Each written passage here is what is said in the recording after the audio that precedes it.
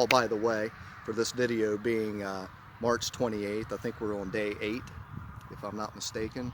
Should have put that at the beginning. Hey, tell you what, I think I just did, because split, cut, just, move. Yeah, I think that's what I'll end up doing. So,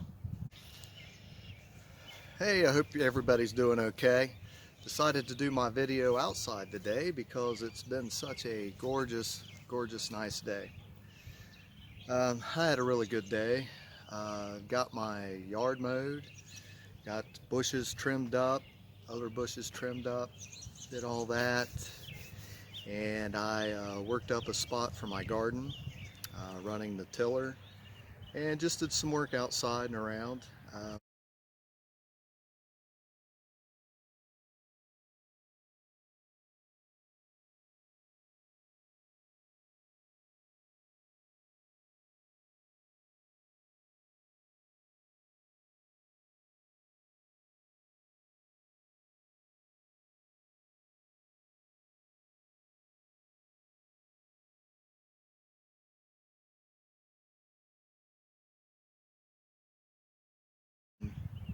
Trying to relax, release a little bit of stress and such. Temperature today, body temperature was 98.4. I think it's because it was a little bit warmer today is why it went up a little bit, but I'll be keeping my eye on that. So I hope you all had a good day. I'll tell you what, my neighbors have had a great, glorious day. Let's see. The first band of travelers that they had visit, there was only 3 vehicles over there. Yeah, so in a state of stay at home, the first batch was just the 3 vehicles. There's 2 people that live there, so there was a minimum of 5 people there, and they were congregated together. They'd go inside and they'd go around the whole place and just having a good old time associating with each other. And well, they left, and then another car came. He gets out and he visits for a while, and then he left, and then, well, you know, 2 more come over, and then a 4x4 side-by-side, and then another compact car, and they're out there playing cornhole and barbecuing and drinking beer and hooping and hollering and just having a good old time. Good old time, let me tell you. I'm a little miffed, if you can't tell. So under an order of stay at home, $1,200 checks going out to everybody. You know, this is just, let me spin this the right way. If I was in control, here's how it would roll. Here's how it would all work. Well, first of all, we wouldn't have had the package we had, but we're going to assume that we had this stimulus package that went out, and everybody's getting $1,200. Here's the deal. If you violate the stay-at-home order, your $1,200 will be revoked, and you will pay back an additional $1,200. If you're above the $75,000 mark and you didn't receive a $1,200 check, you would be fined 5 times the amount of $1,200. If you were unemployed getting government assistance at the time of the violation, not only does your $1,200 go back, but you now owe 1,200 hours of community service, such things as picking up trash and, you know, things that are going to make a difference, and they would be designated to you in a location designated by someone else, or it would all be designated by someone else what you have to do and where you have to do it. You know, does that sound good? But there's more. But wait, there's more. So after your violation and you had your $1,200 taken back and you had to pay your other $1,200, guess what? If you show up at a facility seeking medical care associated to the COVID-19, you are refused.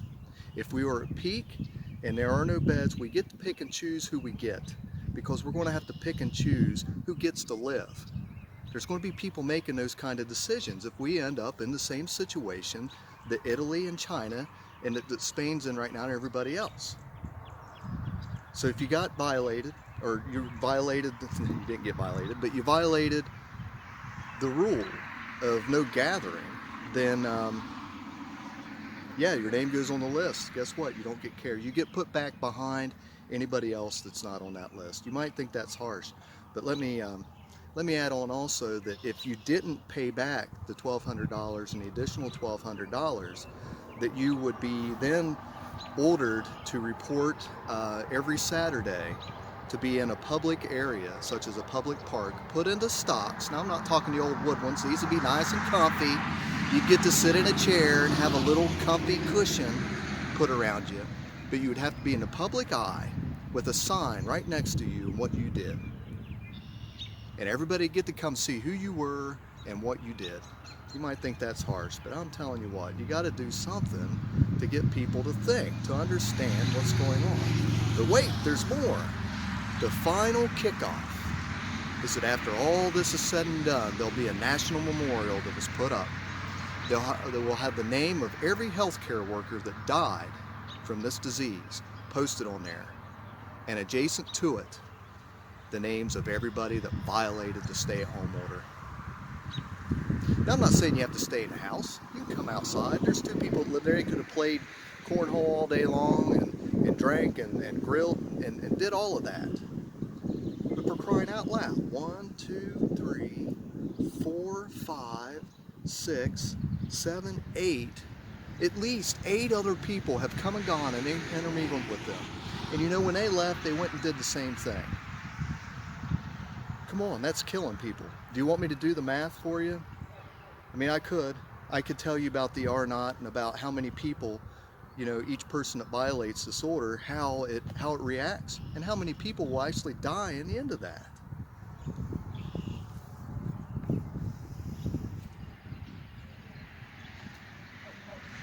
All right, had to get that off my chest. I had whole other ideas on what I was going to cover for today. Please, for the love of God, stay home as much as you can outside of medical necessity and getting your food and getting your gas and doing all of that. Don't go to cookouts and picnics and parties and gatherings. I mean, as it stands right now, there's not supposed to be any more than 10 people gathered in one spot anyway. With that order, wouldn't you want to even shrink it even more? I'm sorry. I'm beside myself. Because you know what? I'm going to have to wade through this. I'm going to have to wade through the result of people doing this. We're going to have to see all of those people die, all those sick people suffering. We're the ones that are going to have to go through all that.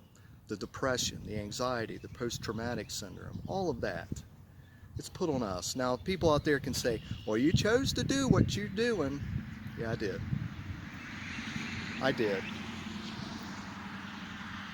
And you know what? I'm glad I did. Because I can't imagine if the wrong people were doing it, what we would end up with even more. We're doing the best we can. All we're asking is everybody else to do the best they can. All right, I'm done. Be safe, be smart, be wise, be healthy, survive this. But welcome to the new normal.